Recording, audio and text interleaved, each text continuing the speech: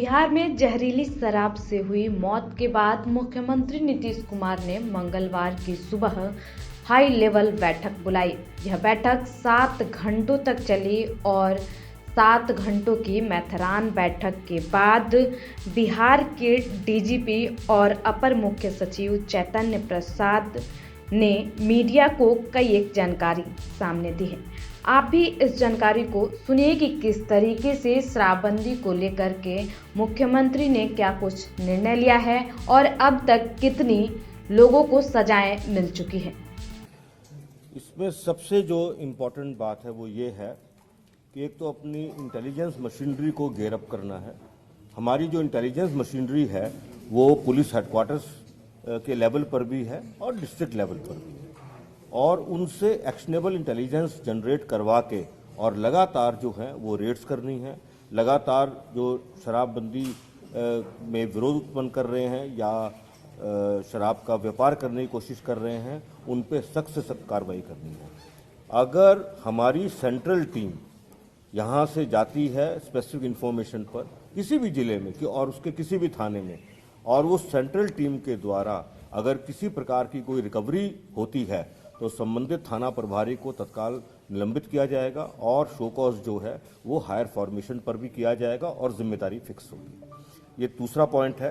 तीसरा पॉइंट ये है कि जो हमारा क्राइम की प्राइमरी ड्यूटी जो है क्राइम कंट्रोल करने की, लॉ एंड ऑर्डर मेंटेन करने की, वो प्राइमरी ड्यूटी को किसी भी तरह से डाइल्यूट नहीं होने देना है और इस ड्यूटी के साथ साथ बहुत ही मजबूत तरीके से बिल्कुल कमिटमेंट से ओनरशिप लेकर जो प्रोहिबिशन के जो लॉज हैं उसको एनफोर्स करना है, हर लेवल पर एनफोर्स करना है।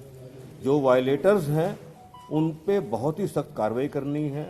जैसे कि अगर किसी एसएचओ की शिकायत आती है तो 10 वर्ष के लिए उसे जो है वो एसएचओ का पद दोबारा नहीं देने की बात है, और अगर किसी का डायरेक्ट टाइप का कनाइवेंस आ जाता है तो उसकी जो है उसे सीधा डिपार्टमेंटल एक्शन करके उसे डिसमिस करना है। इसके अतिरिक्त मुख्यालय लेवल पर हर ऑल्टरनेट डे पर DGP, ACS home, excise commissioner हैं और आईजी प्रोहिबिशन है, उनके स्टाफ हैं, उनको रिव्यू करते रहना है कि जो भी डायरेक्शंस दी जा रही हैं वह डायरेक्शन किस हद तक जमीन पे उतर रही हैं। कुल 206 लोगों को सेवा से बर्खास्त किया गया है, जिसमें 2 इंस्पेक्टर हैं, 30 सब इंस्पेक्टर हैं, 37 एएसआई हैं, 128 सिपाही हवलदार हैं और 9 जो हैं वो चौकीदार दफादार हैं। इसके अलावा कुल 245 लोगों को वृहद सजा दी गई है, जिसमें जो है वो जिसमें हमारे सब इंस्पेक्टर्स भी हैं, इंस्पेक्टर्स भी हैं और इसके अंदर सहनी भी हैं, सिपाही भी है और हवलदार भी है। इसके अतिरिक्त वर्तमान में अभी 654 डिपार्टमेंटल एक्शन अभी भी चल रहे हैं। इसके अलावा कुल 4 इंस्पेक्टर्स, 46 पुलिस सब इंस्पेक्टर्स, 46 एएसआई, 168 सिपाही हवलदार, 60 चौकीदार दफादार, इन सबके खिलाफ कुल 324 प्राथमिकी दर्ज की गई और जिनमें से 257 में आरोप पत्र समर्पित कर दिया। तो जब आरोप पत्र चला जाता है तो डिपार्टमेंटल एक्शन में डिसमिसल होता है। और इस पूरे आंकड़े से ये बिल्कुल क्लियर है कि कार्रवाई में कोई कमी नहीं है। एक बिंदु और कहना चाहूँगा उदाहरण के साथ, गोपालगंज की जैसे घटना हुई है, उस घटना में कम से कम 3 लोग को जस्ट 15-20 दिन पहले ही जेल भेजा था, वो बेल करा के आए हैं। इनफैक्ट उन 3 लोगों में से एक की मृत्यु भी हो गई। तो ये एक बहुत बड़ा चैलेंज है। ये चैलेंज सभी के लिए है कि लोग जो हैं पुलिस के द्वारा गिरफ्तार करने के बाद जब जेल में भेज दिए जाते हैं तो वो बेल करा करके वापस आके उसी काम में लिप्त होते हैं। ये एक बहुत बड़ा चैलेंज है। बिल्कुल इसी तरह का केस जो है वो कैमूर जिला में भी देखने को मिला था कि कुछ कैमूर जिला के और 1-2 उत्तर प्रदेश के लोग थे जिनको पुराने केस में घटना होने के 1 महीने से भी कम अवधि में जेल में भेजा था। वो बेल करा के दोबारा आए और दोबारा आने के बाद फिर उन्होंने जो है वो शराब बांटने का काम किया। लेकिन सबसे पहले मैं बता दूं अबाउट इंक्वायरी एंड एक्शन जो लिया गया है सारे कर्मियों पर, उसमें पुलिस पर भी हुआ है, चौकीदार दफादार, होमगार्ड, सैप, एक्साइज सब पर, और जो विभागीय कार्रवाई 808 पर हुए हैं। प्राथमिकी कुल मिला के 400 हो चुके हैं, बर्खास्तगी 238, वृहद पनिशमेंट 259 और एसएचओ का जो बोला डिबार करने का 68 हुआ है। तो कार्रवाई सभी विभागों के सभी कर्मियों पर हो रहा है जो इसमें पाया गया है संलिप्त हैं। और जो आपने बताया इंसिडेंट का या कहीं पता चल रहा है, जहां पर इंसिडेंट हो रहा है पता चल रहा है, आपसे भी अनुरोध है अगर जानकारी मिले तो अपना आइडेंटिटी नहीं भी बताना है तो प्रोहिबिशन कॉल सेंटर पर बताया जाए।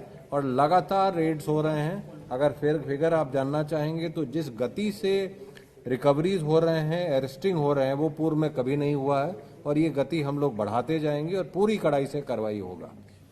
पटना जिला के लिए विशेष तौर पर डिस्कशन हुआ। माननीय मुख्यमंत्री जी ने अपनी बातें कही, हमारे माननीय मंत्री जी और जो थे जो बैठक में थे उन्होंने भी अपनी बात कही और हमने भी अपनी बात कही और पटना जिला से उनकी बात भी सुन ली। एक बात बिल्कुल क्लियर है कि पटना जिला को अलग से देखते हैं क्योंकि वो राजधानी है, वो पूरे जो प्रशासन पूरे सरकार की छवि होती है। तो पटना जिला को हम लोग विशेष तौर पर देखकर और उसमें और मजबूती से और अच्छे तरीके से इसमें कार्रवाई करेंगे, इसको इम्प्लीमेंट करेंगे और जो लोग भी इसमें रास्ते में आने की कोशिश करेंगे उनके खिलाफ हम बहुत सख्त कार्रवाई करेंगे। जो चौकीदार की बुनियादी जिम्मेदारी है, गांव के हर तरह गांव में जो भी गलत काम हो रहा है और इंक्लूडिंग शराब के बारे में भी कोई सूचना है वो उन्हें हर हालत में देना है। उनकी परेड पर वरीय पदाधिकारी भी जाएंगे और अगर जो है वो अपनी बुनियादी जो ड्यूटी है उसमें कोई कमी रखेंगे तो उन पर भी जो है वो सख्त कार्रवाई की जाएगी। चौकीदार हैं, दफादार हैं हमारे, और हमारा जो थाना लेवल है वो भी इंटेलिजेंस कलेक्शन का बहुत ट्रेडिशनल एक सोर्स रहता है। उनको भी उस काम में पूरी मदद करनी है और एक एलिमेंट ऑफ ट्रस्ट जो है वो चौकीदार, दफादार, थानेदार और वरीय पदाधिकारियों के बीच में ट्रस्ट और समन्वय स्थापित करना है।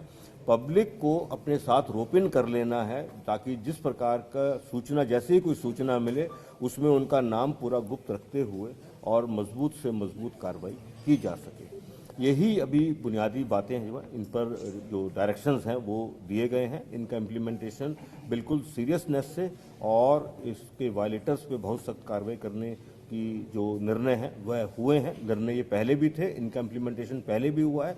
अब इन निर्णयों पर और सख्ती से इम्प्लीमेंटेशन करने की बात है। तो सुना आपने कि अब जो है सबसे अधिक जिम्मेदारी चौकीदार और थानेदार पर है। अब अगर कहीं शराब मिलते हैं तो थानेदारी जाएगी और प्रमोशन तक को भी रोक दिए जाएंगे। और तो और डीजीपी ने यह भी बताया है कि एसपी को सो कॉज नोटिस भी जारी किया जाएगा। देखना दिलचस्प है कि इस सख्ती से क्या शराबबंदी पर पूर्ण लगाम नीतीश सरकार लगा पाती है या नहीं। फिलहाल दिनमान टाइम्स को आप सब्सक्राइब करें। आप अगर फेसबुक पे देख रहे हैं तो लाइक करें और ट्विटर पे देख रहे हैं तो फॉलो करें। इंस्टाग्राम, टेलीग्राम से जरूर जुड़ें।